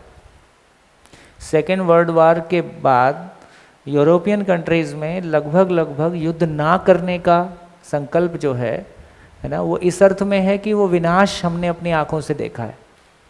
तो बेसिकली जो नेगेटिविटी का रिजल्ट आया उसके चलते इसको ना किया जाए, हम उस स्थिति में हैं। लेकिन हम प्रेमपूर्ण जी लें, उसका कोई रास्ता हमको निकलता हुआ दिखाई नहीं देता है। अब दो ही है कि या तो कोई अनुसंधान उपलब्ध हो जाए, तो किसी व्यक्ति के माध्यम से कोई रेफरेंस पॉइंट उपलब्ध हो गया तो फिर हम उसको फॉलो करके बहुत सारे लोग उस रास्ते पे चल सकते हैं। तो अभी की जो बात कह रहे हैं कि दर्शन के रूप में, मध्यस्थ दर्शन के रूप में एक प्रस्ताव उपलब्ध हो गया जिसमें कि मानव का अध्ययन और मानवीयता का अध्ययन और सार्वभौम मानवीय आचरण की पहचान, है ना, संभव हो गई, और जिसको हम कह रहे हैं कि ये बाई एजुकेशन हो गया। यदि इस रूप में ये हमको अध्ययन उपलब्ध हो गया तो अब हम उसको, उस रेफरेंस को फॉलो करते हुए उन गलतियों से मुक्त हो सकते हैं। तो इसका ये मतलब हुआ कि जब से मानव इस धरती पे है तब से वो बेहतर जीने के प्रयास में है ही है, ये नेचुरल है। इसके लिए हम सूत्र की चर्चा करते हैं कि हर मानव जितने सुख के साथ जी रहा होता है उससे अधिक सुख की कामना के साथ होता है। ये बाई नेचर है, इसके लिए हमको कुछ करना है ऐसा नहीं है। तो जितने सुख के साथ वो जी रहा है उससे अधिक सुख की कामना, तो उसमें फिर झगड़े नहीं हों, उसमें फिर भौतिक समस्या, तमाम नेगेटिविटी से मुक्त होना और तमाम जो भी पॉजिटिविटी है, सकारात्मकता है, उसको कैसे पा जाए उसके प्रयास में वो है ही है। तो इस क्रम में जैसे जैसे आगे बढ़े हैं हमको एक रेफरेंस पॉइंट और मिला कि मानव का अध्ययन हो सकता है। मानव का अध्ययन हो सकता है तो मानव की आवश्यकताओं का अध्ययन हो सकता है, तो शरीर और जीवन की आवश्यकता का अध्ययन हो सकता है। परिवार की आवश्यकताओं को हम निश्चित रूप से पहचान सकते हैं, परिवार की आवश्यकताओं को निश्चित रूप से पहचान सकते हैं, उसको पूरा किया जा सकता है। यहाँ एक आशा जगी कि कोई रास्ता, जीने की कोई जगह मिल सकती है। संसार के सुख दुख से मैं ऊपर उठ जाऊं, ये मेरी व्यक्तिगत यात्रा हो सकती है, स्वांत्य सुखाय यात्रा हो सकती है, लेकिन मानवता अपने सुख दुख से ऊपर उठ जाए उसके लिए तो मानव का अध्ययन। तो कल जब हमने ये चर्चा की थी, मेरे को लगता है कि इस बात पे हमने बहुत क्लियरली चर्चा की थी कि परिवार के जीने का स्वरूप अभी तक मानव जाति को उपलब्ध नहीं है। या तो न्यूनतम में जीने का मॉडल है, न्यूनतम आवश्यकताओं के साथ जिएं, या अधिकतम आवश्यकताओं के साथ जिएं, दोनों ही परिवार के लिए कोई प्रैक्टिसेबल मॉडल नहीं बनता है। तो सही अर्थों में हमारे जॉइंट फैमिलीज़ भी आप देख लीजिए, या तो बिजनेस की आवश्यकता की वजह से है या वो खेती की आवश्यकता की वजह से है। हमारा जॉइंट फैमिली का मॉडल व्यावसायिक आवश्यकता की वजह से है, वो किसी पूर्णता की तलाश में हम साथ हुए हैं एक घर में, ऐसा नहीं है। जैसे ही हमको पता चला था कि यार ये व्यवसाय का मॉडल इंडिविजुअल भी हो सकता है, तुरंत हम भाग के सब अकेले अकेले अपना व्यवसाय शुरू किए हैं, क्योंकि रोज़ रोज़ के जो आपस के झंझट है इसको मानव झेलना नहीं चाहता है। तो इस रूप में हमारी जितनी यात्रा रही, तो अभी तक दो तरह की यात्रा हमने की है, भौतिक, है ना, भौतिकवाद के रूप में, आदर्शवाद के रूप में। दोनों ही यात्राएं देखा जाए तो व्यक्तिगत हैं, है ना, व्यक्तिवादिता के लिए ज़्यादा सपोर्ट करते हैं, क्योंकि दोनों के लिए संसार की ज़रूरत है, संसार उसमें बाधा है। तो मेरे को लगता है कि ये चर्चा प्रासंगिक इस रूप में रही कि इस बात पे हमारा ध्यान चला गया बैक टू रूट्स की। जब तक सही रेफरेंस उपलब्ध नहीं हुआ तो मानव जाति ने बहुत मेहनत किया है, उस मेहनत के फल में ही लगातार आगे बढ़ते आए हैं, इस क्रम में भी यहाँ आगे बढ़ ही रहे हैं।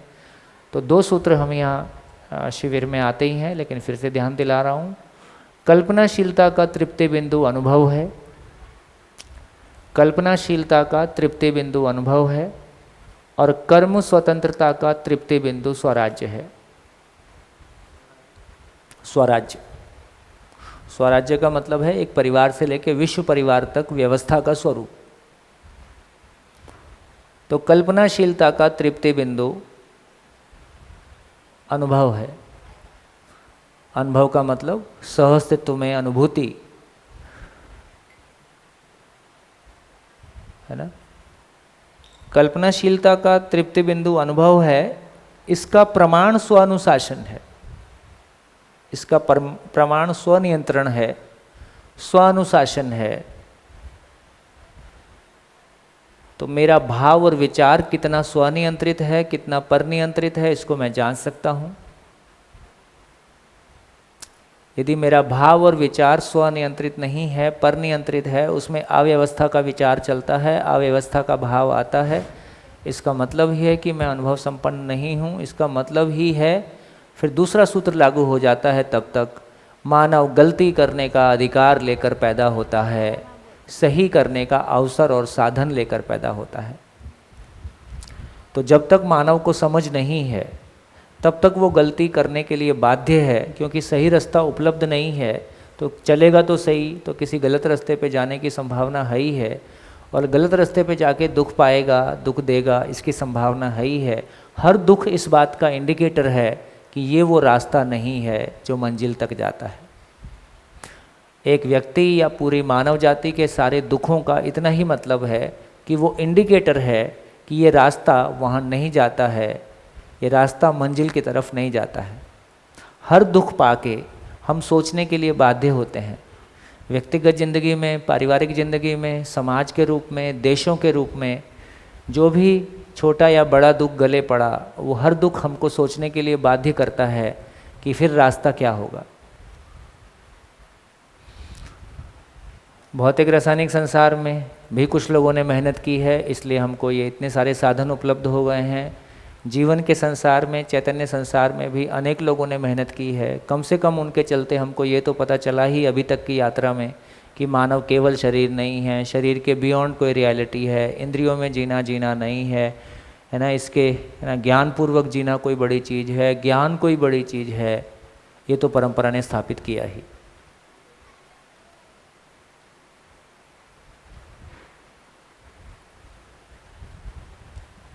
बढ़िया है ना, तो काफ़ी सुखद है।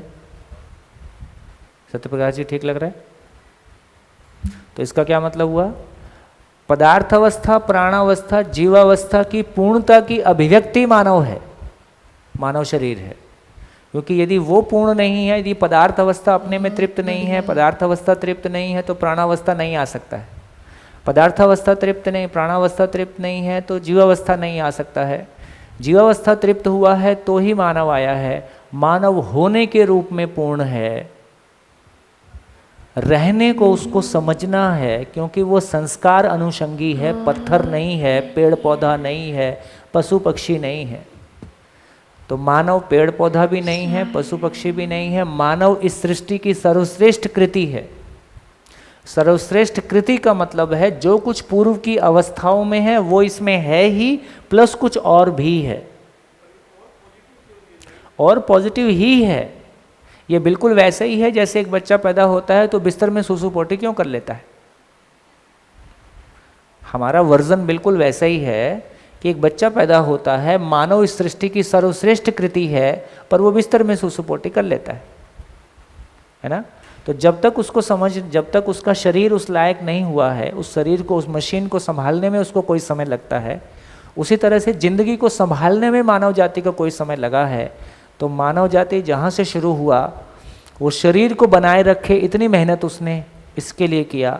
सन 2000 तक नागराज जी के अनुसार वो कहते हैं कि इस प्लेनेट पे जितनी मेहनत हुई है वो शरीर को जिंदा रखा जा सकता है, इसका अधिकार पालें, मासिस इसका अधिकार पालें, इस अर्थ में यात्रा समर्पित हुई है।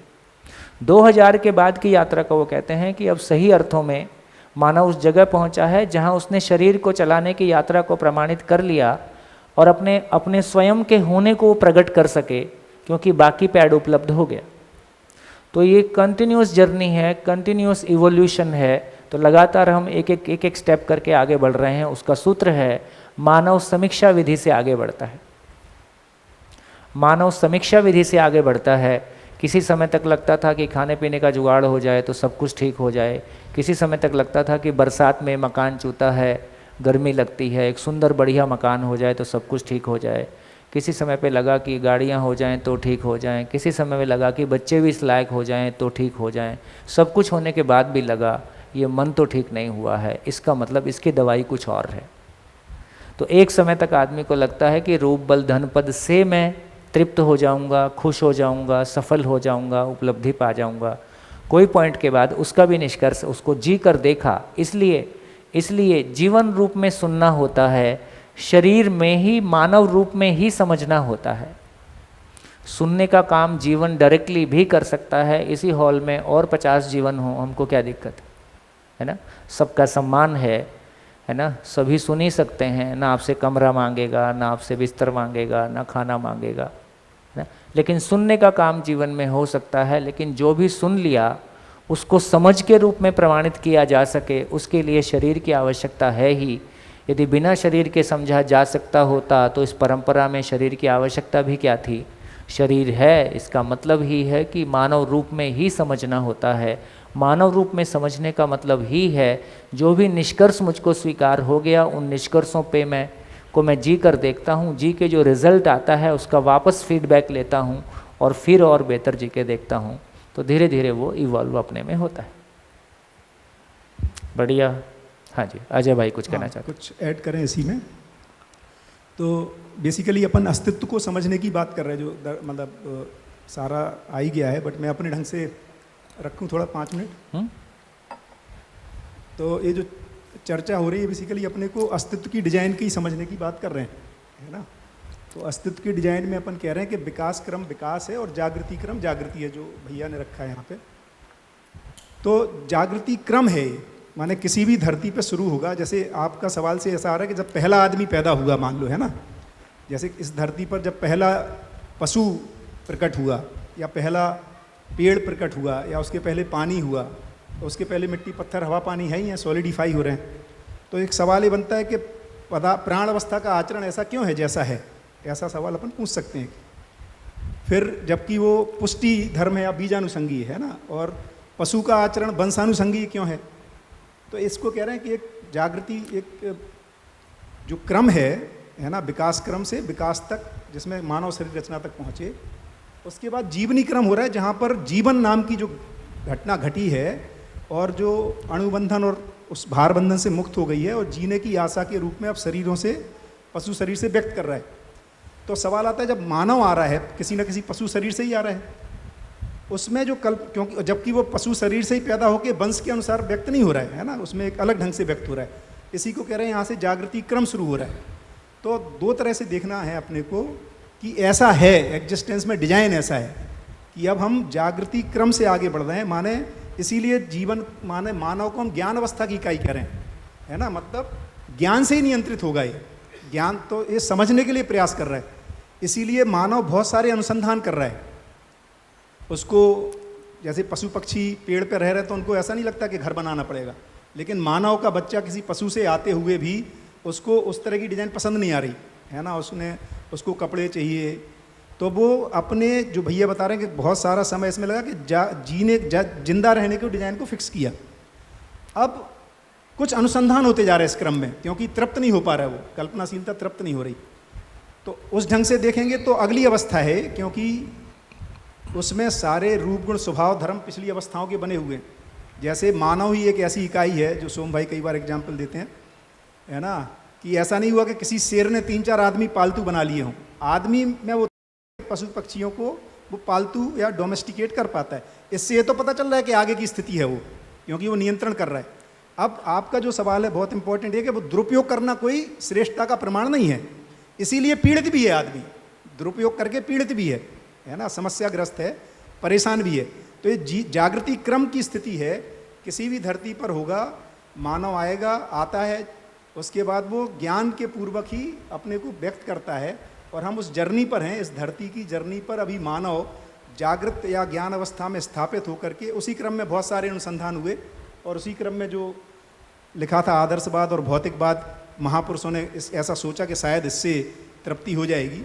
और इसी क्रम में नागराज जी का जो अनुसंधान है कि अब ये जो ज्ञान ऐसा लगता है अभी अपने को, है ना, कुछ चर्चाएं हो रही थी, ये ओपन ही है, यदि इससे तृप्त नहीं होगा तो कुछ और अनुसंधान करेगा, आदमी तो रुकने वाला नहीं है ना।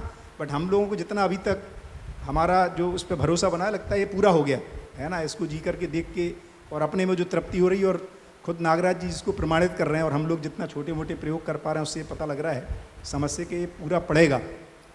तो इस तरह से देखेंगे तो अस्तित्व में डिजाइन ही है, it's a part of design, कि आदमी आएगा, भ्रमित रहेगा और भ्रम उसको स्वीकार नहीं होगा, क्योंकि गलती करने का अधिकार रहेगा, सही करने का अवसर रहेगा। गलती करने का अधिकार होते हुए भी नियम, चूँकि गलती करके सुखी नहीं हो सकते, इसलिए दुखी रहेगा। दुखी रहेगा तो सोचने के लिए कल्पनाशीलता के अनुसार फिर अनुसंधान करेगा, कोई अनुसंधान करेगा, उसका लोक व्यापीकरण होगा।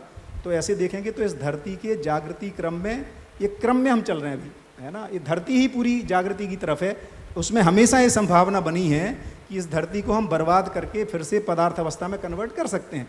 ये भी स्वतंत्रता ही है मानव की, इसलिए दोनों ऑप्शन अपने पास ओपन है। अभी सद्बुद्धि आ सकती है, हम सब चाहेंगे, इसीलिए एक व्यक्ति के ज्ञानी हो जाने से बदलता नहीं है, नहीं तो इतना प्रयास ही नहीं करना पड़ता। नागराज जी आशीर्वाद देते या उससे आने वाले पहले पर महापुरुष आशीर्वाद देते, सब ठीक हो जाता।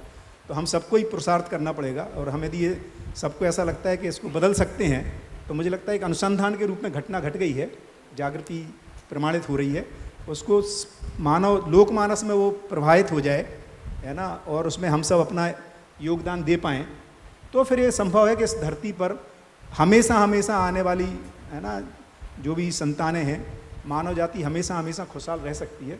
ये बेसिकली एक धरती की जर्नी है, ये अस्तित्व की डिजाइन का हिस्सा है, ये ऐसा ये घटित होता है। बढ़िया।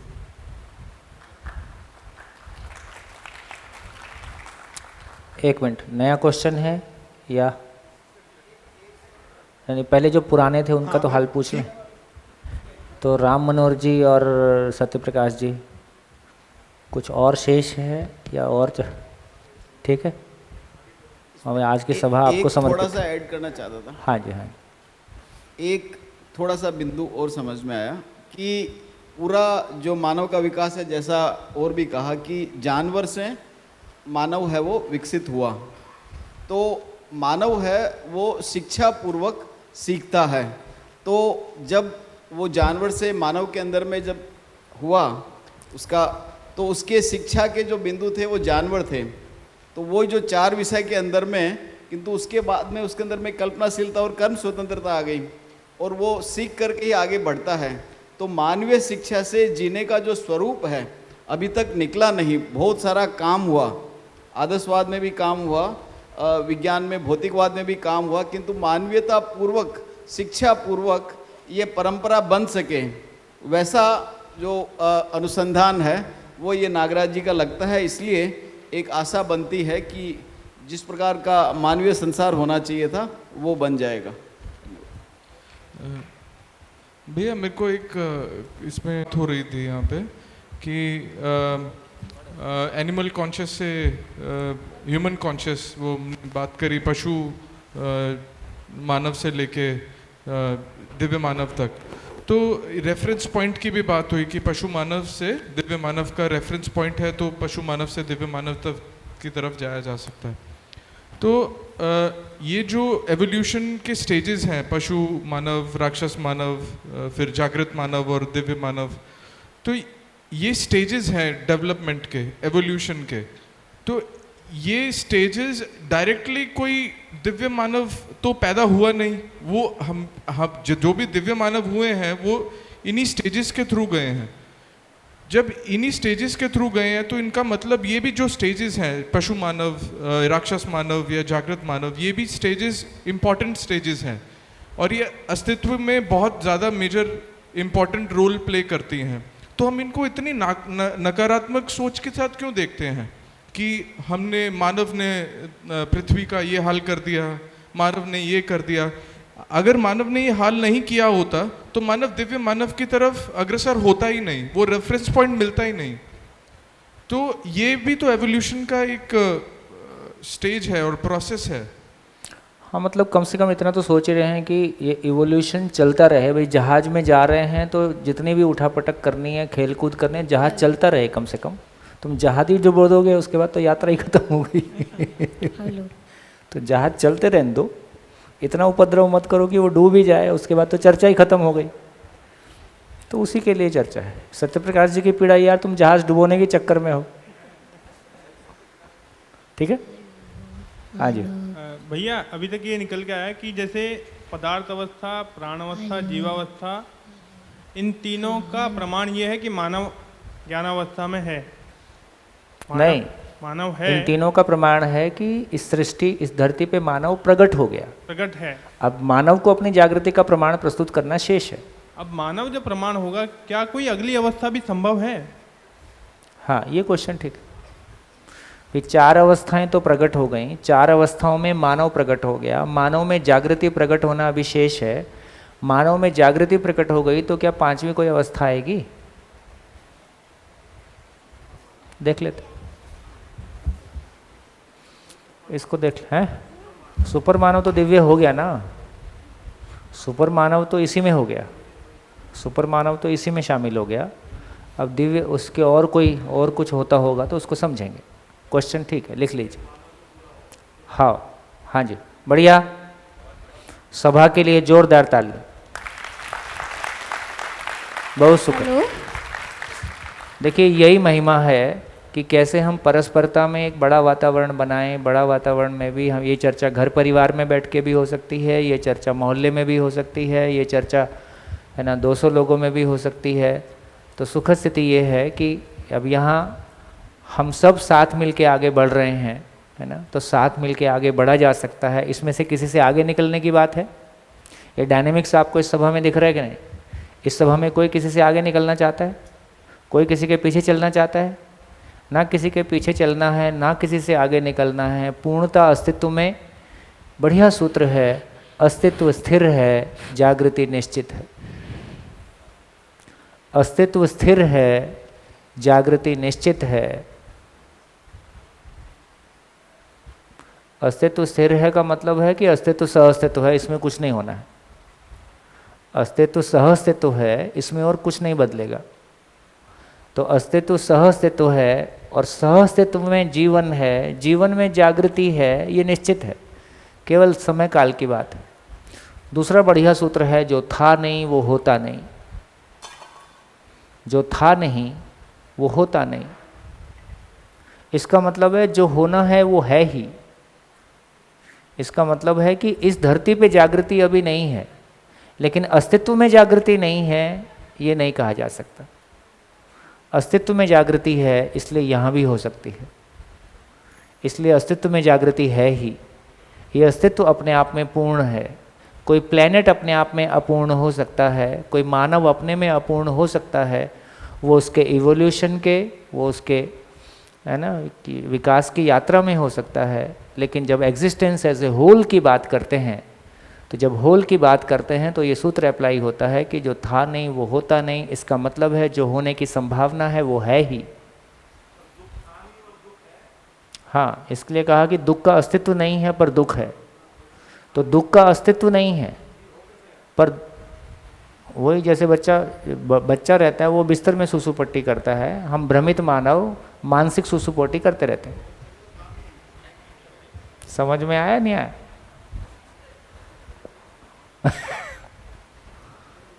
जब तक नहीं समझेंगे तब तक मानसिक सुसुपोटी कर देते हैं। तो ये बच्चा ही है, शरीर से बड़ा हुआ है। शरीर तो बायोलॉजिकली बड़ा हो ही जाता है, लेकिन जीवन का बड़ा होना वो एक अलग ही तरह की यात्रा हो गई। तो जब तक जीवन बड़ा नहीं हुआ है तब तक कुछ गलतियां हम करते ही रहेंगे। कल्पना कीजिए कि ऐसा होता, जैसे ही आदमी के मन में गलत विचार आता, आसमान से एक थप्पड़ लगता। ऐसा भी कोई व्यवस्था बना सकते हैं, है ना? तो अपन बिल्कुल एकदम डरे हुए रहते हमेशा। ये डरा हुआ आदमी स्वतंत्र नहीं हो सकता है। इसलिए वो डरे हुए माँ बाप जो अपने बच्चों को गलतियों करने का स्पेस ही नहीं देते, जो उनको निर्णय लेने का स्पेस ही नहीं देते, उनके सारे निर्णय खुद ही ले लेते हैं, उनकी ज़िंदगी में घुस के खुद ही जी लेते हैं। बहुत सारे माँ बाप अपने बच्चों की ज़िंदगी में घुस के वही जी लेते हैं। उनको अपना बचपना जिया नहीं था, अब वो इसके बचपन में घुस जाते हैं। हाँ, तो इससे वो बच्चे विकसित नहीं होते हैं। तो बच्चों को छोड़ा जाए, उनको गलती करने का अवसर दिया जाए, केवल उनसे चर्चा किया जाए। जब एक बच्चा गलती करता है तब संवाद करने की सबसे अच्छी स्थितियाँ होती हैं। तो गलती करने दिया जाए, रोका ना जाए, डरा ना जाए। तो वो उसमें ज़्यादा निर्णय लेने की क्षमता आती है, ज़्यादा अपनी जिम्मेदारी से जीने की क्षमता आती है ना? तो इसलिए मानव में शरीर भी ऐसा है कि वो अपनी कल्पनाशीलता को व्यक्त कर सकता है। मानव की पूरी जीवन शैली ऐसी है कि वो अपनी कल्पनाशीलता, उसकी कल्पनाशीलता कहीं भी बाधित नहीं है, इसलिए वो स्वतंत्रता की ओर जाता है, नहीं तो जाएगा ही नहीं। इसलिए जब किसी को स्वतंत्रता है तो उसको गलती करने का अवसर भी है और उसको सही जीने का, सही को जीने और समझने का अवसर भी है। ये मानव की महिमा है। बढ़िया, बहुत बढ़िया, गुड, अच्छा रहा। तो चलिए, धन्यवाद आपको। देखिए, बहुत सारी बातें ऐसे हैं कि हमारे पास सूचना में है, लेकिन शिविर के दौरान ही वो प्रोसेस होके उससे बेहतर क्वालिटी की स्थिति में आ जाती है ना। हालांकि ये मुद्दा इतना गहरा नहीं था जिस पे हमने इतना समय लगाया या इतनी चर्चा की। ये सभा को पता है, मुझको भी पता है लेकिन मुझको पता है कि इतनी देर में सोचने के प्रोसेस में हमारे भीतर कुछ परकुलेट होना शुरू हो जाएगा। इस वातावरण में टिके रहना ही अपने आप में महत्वपूर्ण बात है। इस हॉल के वातावरण में बने रहने से भी कुछ अपने में परिवर्तन होगा, क्योंकि अभी हमारा जब हम सामान्य जीवन की स्थितियों में रहते हैं, हमारी प्रायोरिटीज़ कुछ और हैं, हमारे विचार में कुछ और चलता है, योजना में कुछ कार्यक्रम किसी और चीज़ का चलता है, तो अपने लिए सोच पाना, इस तरह से अपने जीने के अर्थ में सोच पाने का वातावरण ही उपलब्ध नहीं होता है। तो ये वातावरण अपने आप में एक महिमा है। कितने लोगों को लग रहा है? मुझको तो लग रहा है, आप देख लो। ये वातावरण, ऐसा वातावरण बनना, ऐसा महिमा संपन्न वातावरण उपलब्ध होना, ये अपने आप में एक महिमा है, जहाँ इतने सारे अच्छे लोग, इतने सारे अच्छा सोचने चाहने वाले लोग एक साथ इकट्ठा हुए और मिलजुल के हम कहीं पहुँचने की कोशिश कर रहे हैं। चलिए थोड़ा सा और आगे बढ़ते हैं। तो अगला शब्द आया नित्य सत्य शुद्ध बुद्ध। कौन एक्सप्लेन करेगा? नित्य, ये व्यापक वस्तु नित्य है, सत्य है, शुद्ध है, बुद्ध है। कौन बोलेगा?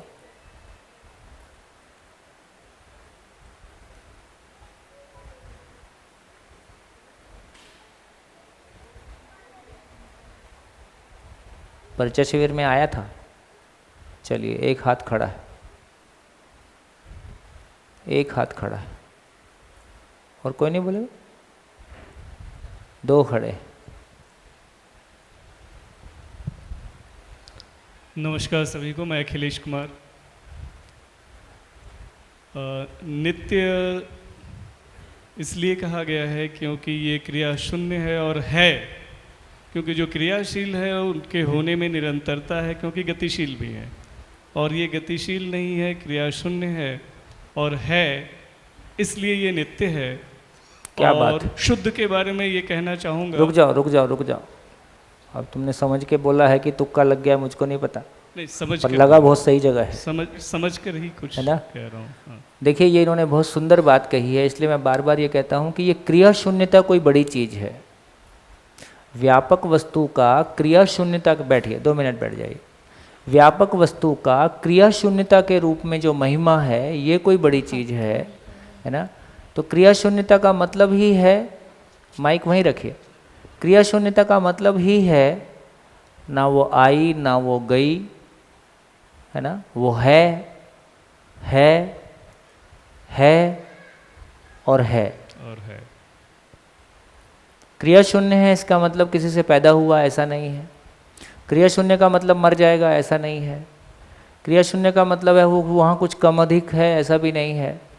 क्रिया शून्य का मतलब केवल होना है और होने की निरंतरता है। केवल होना है और होने की निरंतरता है, उसमें कुछ बदलता नहीं है। इसी को सत्य के रूप में पहचाना। सत्य से हमको क्या, सत्य से हमारी क्या कंडीशनिंग है कि सत्य मतलब क्या? जो कभी नहीं बदलता है और जिसका होना हमेशा है। जिसका होना हमेशा है और जिसमें कोई परिवर्तन नहीं आ सकता, हमेशा एक जैसा रहता है, उसी को हमने कोई सत्य जैसी महिमा के रूप में पहचाना है। इसलिए व्यापक वस्तु को ही हमने सत्य कहा है। तो नित्य शब्द को आपने क्रिया शून्यता के साथ में जोड़ा जी, ये आपने बहुत अच्छा काम किया। हाँ जी। शुद्ध को लेकर जो मैं समझ पाया हूँ कि शुद्ध का अर्थ है कि किसी भी प्रकार से किसी भी चीज़ के प्रभाव में ना आ सके, यानी मिलावट की संभावना बिल्कुल नहीं है। अशुद्ध किए जाने की संभावना कहीं से भी नज़र नहीं आती है, क्योंकि प्रभावित ही नहीं होता। जो प्रभावित नहीं होता वो अशुद्ध हो ही नहीं सकता। क्या बात है। तो इस तरह से ये पता लगता है। आप कहाँ से? UP sir. वो तो ठीक है यार, यूपी में दोनों तरह की संभावना है। अभी तक 4 ही भगवान पैदा हुए हैं, 2 यूपी में 2 बिहार में। बुद्ध और कृष्ण, राम और नहीं, बुद्ध और महावीर, राम, 4 ही भगवान भारत में है जिनको मतलब इस तरह की संज्ञा। इसलिए दोनों तरफ की संभावना है। बहुत बढ़िया। आपका एक ही शिविर हुआ ना? दूसरा है सर, परिचय शिविर हापुड़ में था। हाँ। और ये दूसरा। बढ़िया, शानदार, अच्छा है ना? हाँ हाँ, नहीं लेकिन अच्छा है, धन्यवाद। इतना विचार आपका चलने लगे, है ना? खैर ये तो मैं देख रहा हूँ बहुत सारे लोगों का, आपको सुनने से हमको भी एक व्यू आता है कि विचार कैसे चल रहा है। आप मानव का मूल रूप विचार है, तो जब आप बोलना शुरू करते हैं तब आपका असली चेहरा दिखाई देना शुरू होता है ना? तो इसका मतलब है कि ये क्रिया शून्यता से करना, यही अपने में वो प्रोसेस है कि जो भी तर्क हमारे पास उपलब्ध हो गया है, जो भी है ना, जैसे ही उसको आपस में कनेक्ट करने जाते हैं तो कुछ और दिखना शुरू हो जाता है। बहुत बढ़िया। तो शुद्ध के बारे में भी आपने अच्छा कहा, है ना? शुद्ध के लिए इन्होंने कहा कि जो प्रभावित ही नहीं होता, अब उसमें मिलावट की संभावना ही नहीं है, इसलिए व्यापक वस्तु को पवित्रतम वस्तु के रूप में स्वीकारा गया। हम सब पवित्र होना चाहते हैं, हम सब पवित्रतम होना, है ना? पवित्रता की चाहत बेसिकली वहीं से आ रही है कि हम उस पवित्र वस्तु में ऊर्जित हैं, इसलिए पवित्रता की चाहत है। उसमें कुछ भी मिलावट होता है ये हमको स्वीकार नहीं है। वो आप क्रिया शून्य है, इसलिए उसमें कुछ वो अप्रभावित है। क्रिया शून्य है इसलिए अप्रभावित है, इसलिए कोई चीज़ से प्रभावित हो ही नहीं सकता, इसलिए अपने मूल स्वरूप में बना हुआ है।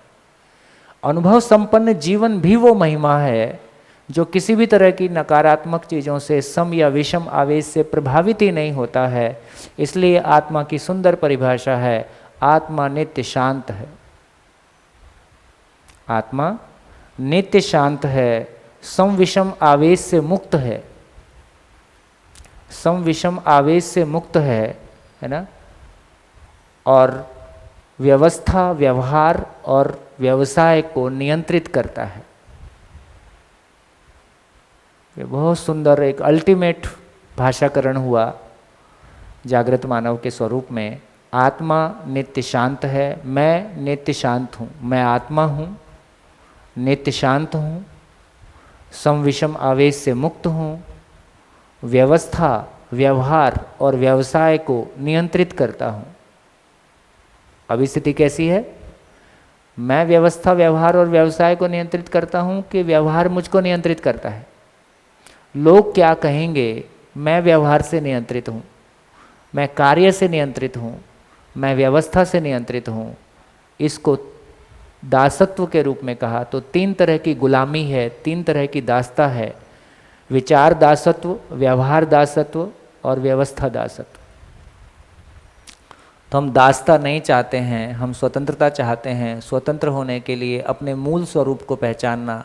मूल स्वरूप को पहचानने का मतलब है मैं शरीर नहीं हूँ, मैं मन भी नहीं हूँ, मैं वृत्ति भी नहीं हूँ, मैं चित्त भी नहीं हूँ, मैं बुद्धि भी नहीं हूँ। लास्ट में पहुँचे मैं आत्मा हूँ, मैं नित्य शांत हूँ, सम विषम आवेश से मुक्त हूँ, है ना? व्यवस्था, व्यवहार और व्यवसाय को नियंत्रित करता हूँ। ये मानव का साइज है, ये मानव की महिमा है ना? ये मानव का अल्टीमेट महिमा है। हम अपनी उस अल्टीमेट महिमा को पा सकें, उन ऊंचाइयों को पा सकें। हम सभी जीवन में ऊंचाइयों को पाना चाहते हैं। जब भौतिकता को ऊंचाई माना तो भौतिकता की ऊंचाइयों को पाना चाहा। जब किसी व्यक्ति ने भौतिकता की ऊंचाइयों पे जाके ये पहचाना कि ये ऊंचाइयाँ नहीं हैं, तो बुद्ध राजपाट छोड़ के जंगल में चल देते हैं। वो छोड़ के कुछ नहीं गए, वो तो बोझा था जो अनावश्यक था उनके लिए। वहाँ किसी उससे बड़ी चीज़ की तलाश थी, क्योंकि उस बड़ी चीज़ पे पहुँच के देखा कि ये भी छोटी है, ये भी मुझको भरने के लायक नहीं है ना? तो जब भी मानव समीक्षा विधि से आगे बढ़ता है, जिनको आज तक कल तक उपलब्धियाँ मानता था, उनको उपलब्धि जब वो अपने को तृप्त नहीं करती है तो उससे उपलब्धि की तरफ आगे निकल जाता है। कितना बढ़िया है ना? तो इस रूप में कह रहे हैं, आपने बढ़िया कहा कि शुद्ध का मतलब है कि अप्रभावित है, ऐसा आपने कहने की कोशिश की। ठीक है, आगे चलें। बुद्ध का मतलब, बुद्ध का मतलब जिसको जाना जा सकता है, जाना जा सकता है। बोधगम्य है तो एक ऐसी वास्तविकता जिसको जाना जा सकता है। आप देखिए इसी में सबसे ज़्यादा मन लगता है। ये चर्चा करने के बाद बाकी चर्चा करने का मन भी नहीं होता है। शिविर में ये देखते हैं कि जब चौथे 5वें दिन इस पे 2 दिन चर्चा हो जाती है, उसके बाद मेरा परिवार पे चर्चा करने की इच्छा ही खत्म हो जाती है। और अभी मैं शिविर में परिवार पे चर्चा नहीं कर पा रहा हूँ, परिवार और समाज में छोड़ देता हूँ। भाई आपको ज़रूरत होगी तो आप आगे जाओगे यार, आपको ज़रूरत नहीं है तो मुंह में थोड़ी डाल दिया जाएगा सब कुछ। तो मुझको लगता है कि मूल आदमी के सामने खुल जाए, सहअस्तित्व आदमी के सामने खुल जाए, और इसकी चर्चा, इसको सुनना इतना सुखदायी काम है। ये कहीं मेरे सबसे जो गहरा स्तर है, जो गहनतम लेवल है, उसको छूता है। ये मेरे आधार को छूता है। अभी चाय आपको छूना चाहती है। शुभकामनाएं, फिर मिलेंगे चाय के बाद। धन्यवाद, नमस्कार।